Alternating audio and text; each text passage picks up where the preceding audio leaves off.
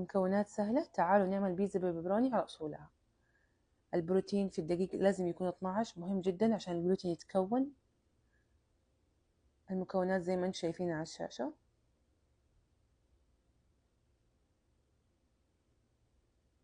طبعا نسبة الموية بتختلف من دقيق لدقيق.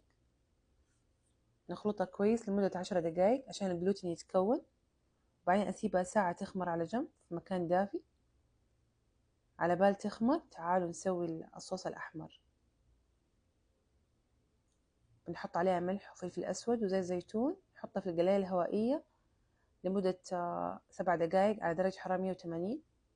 بعدين أخلطها في الخلاط وأحطها بس تتسبك شوية، أخليها تبرد. أفرد عجينة البيتزا وأحشي أطرافها جبنة، بعدين أفتح الفرن فوق وتحت، لازم يكون حامي على أعلى درجة حرارة لمدة 10 دقايق.